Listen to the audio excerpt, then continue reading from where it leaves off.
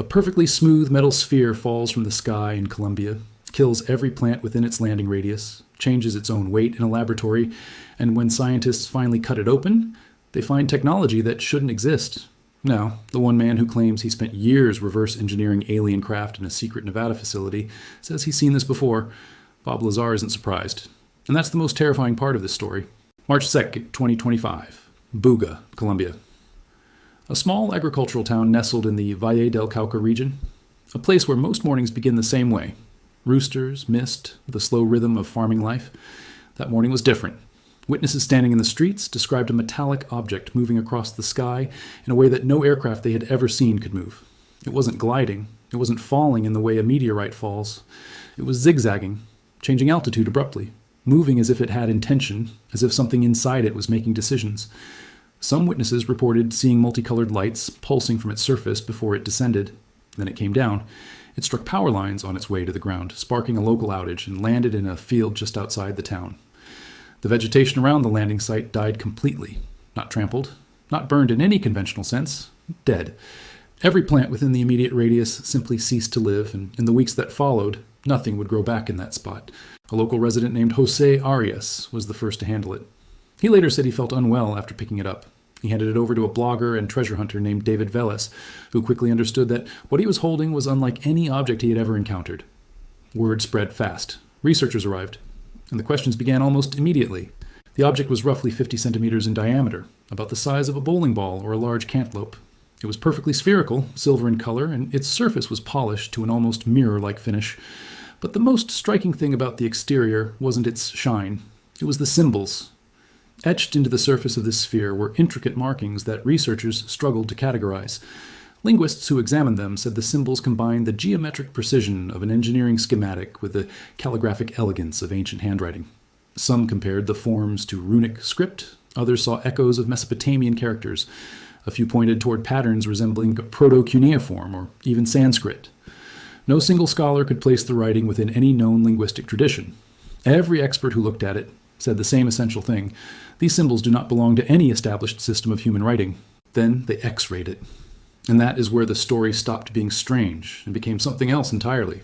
Inside the sphere, beneath that seamless, polished exterior, was a world of extraordinary complexity. Researchers found 3 distinct concentric layers of metal. At the core was a dense central nucleus surrounded by what appeared to be between 9 and 18 smaller microspheres, arranged in a precise symmetrical pattern.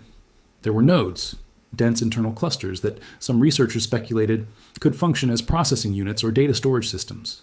There were fiber-like structures that, under microscopic analysis, turned out to resemble optical fibers. Not loosely resembled, actually resembled in both structure and function, with one crucial difference. The materials they were made from were unlike any optical fiber currently manufactured anywhere on Earth.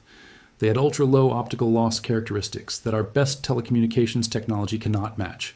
The network of these fibers connected the copper needle-like contacts on the outer surface of the sphere with the internal core, forming what appeared to be an integrated signal transmission system of extraordinary sophistication.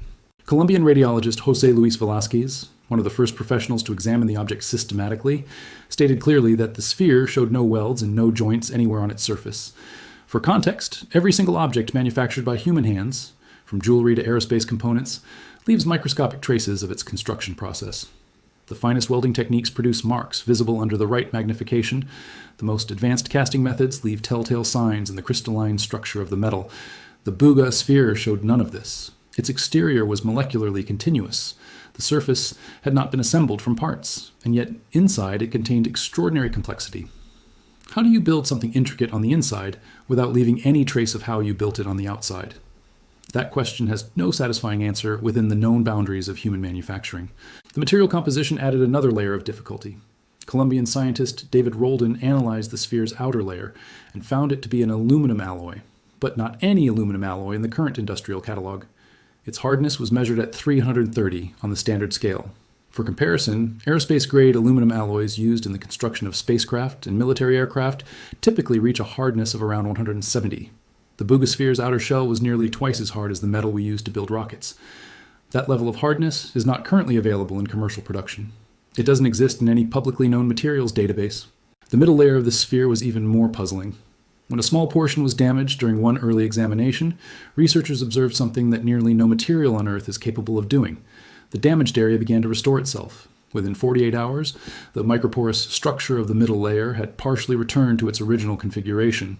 Self-healing materials exist in experimental research settings, but nothing remotely approaching this capability has been achieved in a metallic alloy at this scale or speed, especially not in a material that is simultaneously twice as hard as aerospace aluminum.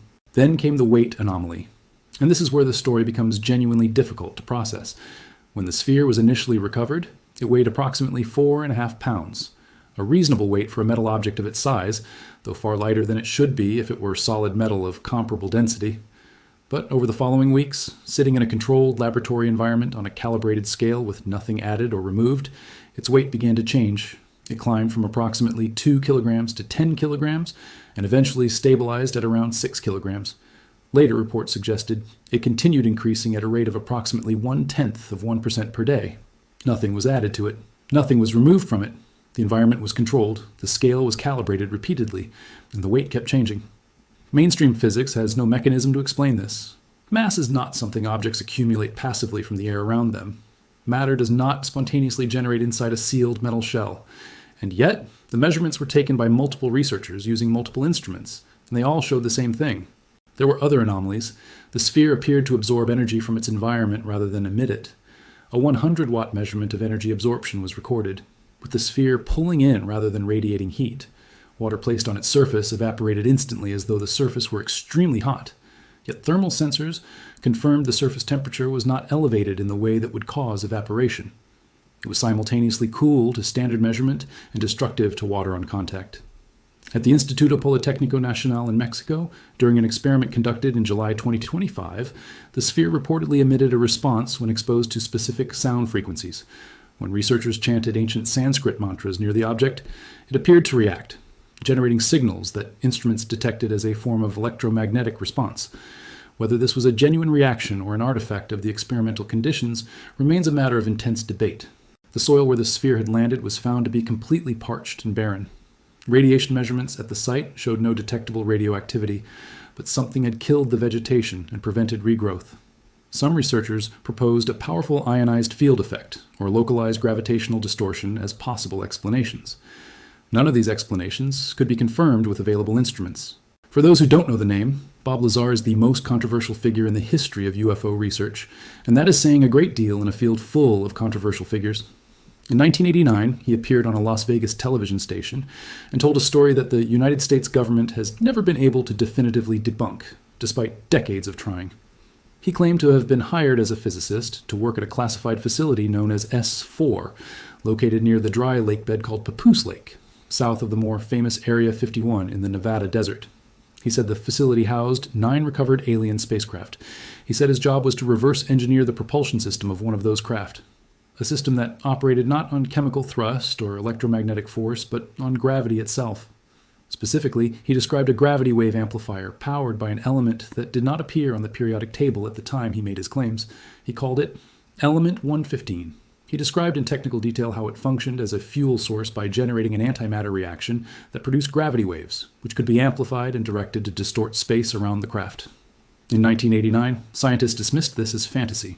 In 2003, element 115 was synthesized in a Russian laboratory. In 2016, it was officially added to the periodic table under the name Moscovium. Bob Lazar had described an element that didn't officially exist 14 years before science confirmed its existence. He also described in those early interviews and in subsequent decades of commentary the physical characteristics of the craft and the technology inside them. He spoke of seamless construction, of materials that resisted all conventional analysis, of propulsion systems with no moving parts, of an internal architecture that produced gravity fields without any mechanism that human engineering could replicate. He described these things 36 years ago, and almost word for word, they describe what researchers found inside the Buga sphere in 2025. The scientific community, predictably, is divided. On one side are researchers who take the anomalous properties of the Buga sphere seriously and argue that the data demands rigorous, transparent, peer-reviewed investigation. Gary Nolan, a Stanford professor and one of the most credentialed scientists to engage publicly with UAP research, assessed the sphere as 99% likely to be a terrestrial artifact, most likely constructed using conventional but sophisticated materials, including standard fiber optics. Dr. Julia Mossbridge, a physicist associated with the University of San Diego, called it a remarkable art project and cautioned against the leap from unusual to extraterrestrial. These are serious scientists, and their skepticism cannot be dismissed simply because it is inconvenient for the more dramatic interpretation. The figure of Jaime Maussan looms over this debate as both an asset and a liability. Maussan is a prominent Mexican journalist and long-standing fixture in UFO research who organized the June 2025 press conference that brought global attention to the Buga sphere. He appeared alongside Dr. Stephen Greer, the founder of the Disclosure Project, and Eric Burleson, a congressional figure involved in UAP policy. The press conference was a significant moment in terms of public visibility, but Maussan carries baggage. He was centrally involved in the promotion of what were claimed to be alien mummies recovered in Peru, objects that were subsequently examined by independent scientists and found to be human-made dolls constructed from animal and human bone fragments. His credibility in the mainstream scientific community is essentially zero. His presence as the primary promoter of the Buga sphere narrative has made it Ziegenship.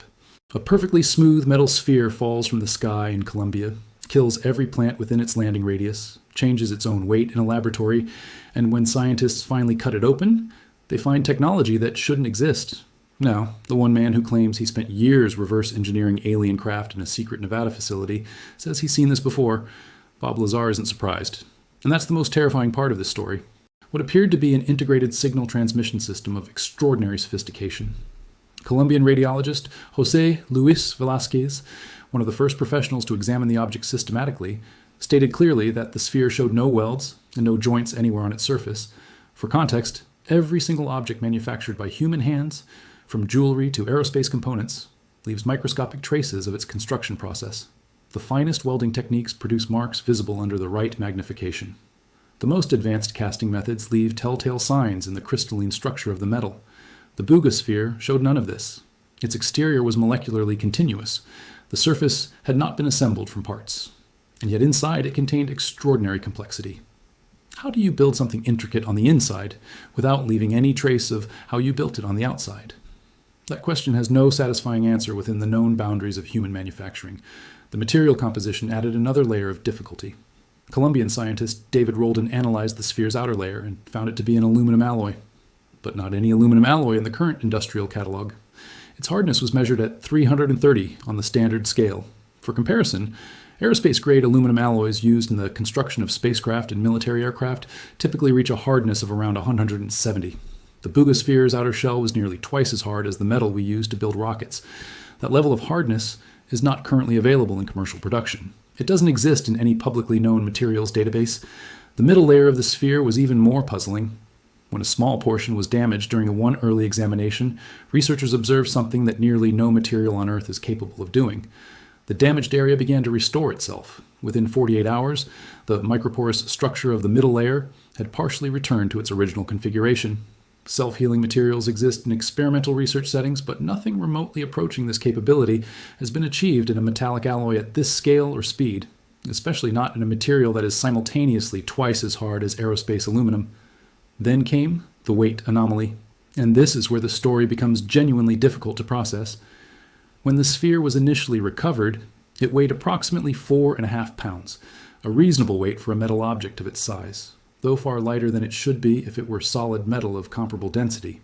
But over the following weeks, sitting in a controlled laboratory environment on a calibrated scale with nothing added or removed, its weight began to change. It climbed from approximately 2 kilograms to 10 kilograms and eventually stabilized at around 6 kilograms.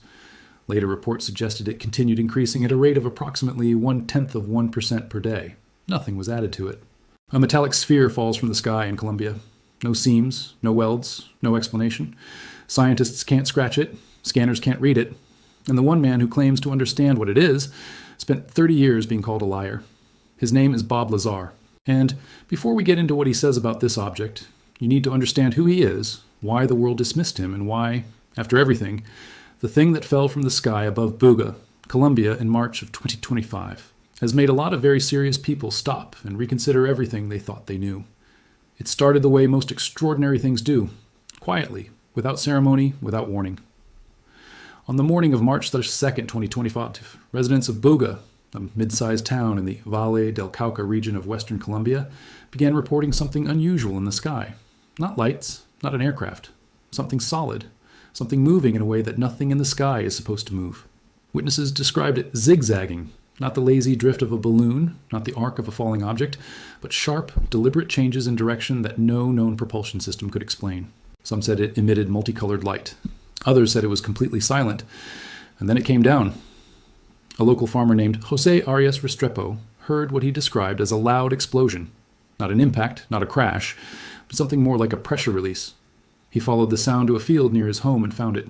A sphere, perfectly smooth, perfectly round, roughly 50 centimeters in diameter, about the size of a bowling ball, silver-colored, heavier than it looked, sitting in the center of a circle of dead vegetation where nothing would grow. He touched it. Nothing happened. He picked it up. And within days, the world knew about it. The footage spread fast. Videos of the sphere circulating on social media caught the attention of researchers, journalists, conspiracy theorists, and eventually serious scientists. It was called the Buga sphere. And from the moment people got a close look at it, the questions started mounting. Not the kind of questions that get answered quickly, the kind that keep multiplying the deeper you dig. The first thing every researcher noted was the surface. No seams, no welds, no visible joints of any kind. When you manufacture a metal object, any metal object, you leave traces. Even the most advanced industrial fabrication processes in the world leave microscopic evidence. Tooling marks, weld lines, stress fractures from casting. Even the smoothest aerospace components viewed under electron microscopes reveal the fingerprints of their construction. The Buga sphere had none of these. Its surface was continuous, unbroken, as though the metal had somehow been formed as a single seamless whole, which, by every standard of current manufacturing science, should be impossible at this scale, and with this level of surface perfection. They brought in tools to cut it. The tools failed. They brought in scanners to read it. The scanners returned data that didn't make sense. X-rays revealed an internal architecture so complex and so precise that the researchers staring at the images didn't know how to categorize what they were looking at. There were layers, 3 distinct concentric layers of material, each with different properties. At the center, a dense nucleus. Surrounding that nucleus, a collection of smaller spheres, microspheres arranged with mathematical symmetry, somewhere between 9 and 18 depending on the angle of the scan. And surrounding all of that, an intricate network of filaments that looked under microscopic examination almost exactly like fiber optic cable, but integrated into the object itself, not glued or inserted, built in, as though they had grown there.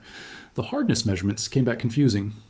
The material registered at 330 on the Brinell scale, roughly double the hardness of standard aerospace-grade aluminum. That alone was enough to make materials scientists sit up straighter. But what came next went beyond hardness. The weight began to fluctuate. Not dramatically, not in ways that could be written off as measurement error at first glance, but consistently.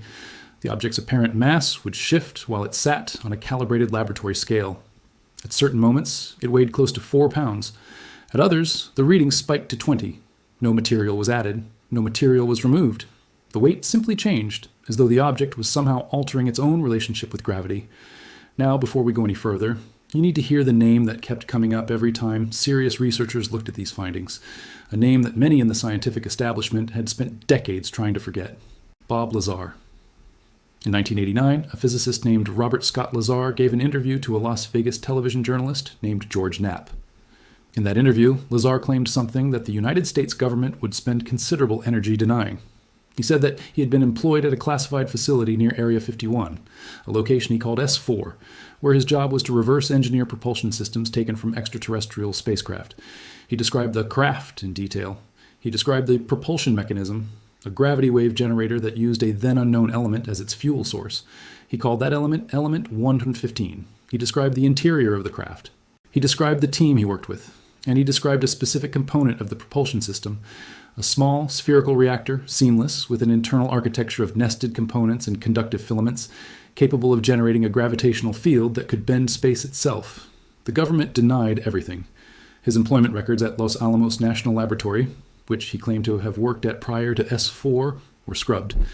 His educational records from MIT and Caltech, which he says he attended, could not be verified. He was painted as a fantasist, a fraud, a man with grandiose delusions and a convenient story.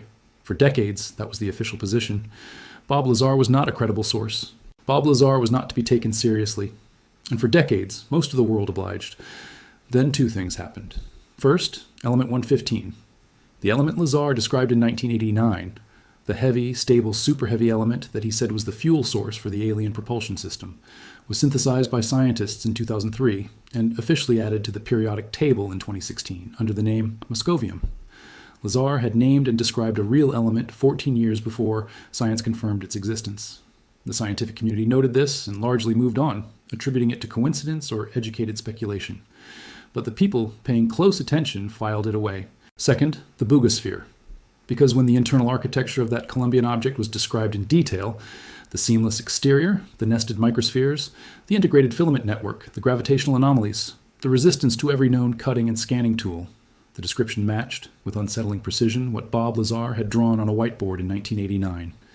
Lazar himself, when presented with footage and technical data from the Buga sphere, reportedly said very little publicly at first, but sources close to him, and later a number of researchers and journalists who claimed to have spoken with him directly, described a man who was not surprised, a man who looked at the scans and the reports and recognized something. According to these accounts, Lazar analyzed the symbols etched onto the sphere's surface, 24 markings that didn't match any known writing system, that some researchers had theorized might be a peptide sequence or biological code, and concluded that they were not decorative. He said they were functional, control architecture, instructions for interaction, linked to the object's internal copper-based conductive structure. And then his team, according to these reports, built a digital simulation, a computational model of the sphere's internal structure based on the available scan data, run through a physics engine capable of modeling exotic gravitational effects. When they ran that simulation, when they applied the theoretical operating parameters that Lazar had described back in 1989 to the internal architecture of the Buga sphere, something happened that nobody on the team expected. The simulation recorded an electromagnetic response, not random noise, not a glitch in the model, a structured repeating signal, the kind of output you would expect from a device that was responding to being activated. Now, let's be careful here, because this is exactly the point where the story crosses from verified physical evidence into contested territory. The claims about what Lazar said, what his team found, and what the simulation produced have not been independently verified. They come from secondary sources, from researchers who are themselves deeply embedded in UAP communities, from journalists whose work sits at the intersection of genuine investigation and sensationalism. Bob Lazar has not stood in front of a camera and made these claims himself, at least not in any verified, publicly documented way. This matters. It matters because the story of the Buga sphere is, at its core, a story about what happens when extraordinary physical evidence meets the human tendency to fill gaps with narrative. What is not contested is the physical object itself. The sphere exists. It has been examined. The examination produced data that the examining scientists themselves described as anomalous. Researchers Carlos Munoz and Rodolfo Garrido, who analyzed the object under the auspices of a UNAM-connected investigation, stated on record that the sphere appeared capable of transmitting and receiving signals based on the complexity of its internal structure. They described wiring patterns unlike anything found in standard industrial design. They described the fiber-like filaments as integral to the object, not added after the fact, not decorative, but structurally embedded in a way that current manufacturing cannot replicate. The debate, then, is not really about whether the sphere is unusual. It is. The debate is about what kind of unusual it is. And here is where the two sides of the story come into sharp, irreconcilable conflict. On one side stand the researchers who believe the Buga sphere represents physical evidence of non-human technology. Their case rests on the cumulative weight of its anomalies, a seamless construction that no current process can replicate, an internal architecture of recursive complexity, hardness measurements that exceed known alloys, apparent mass fluctuation that has no conventional explanation, symbols that match no known language or script.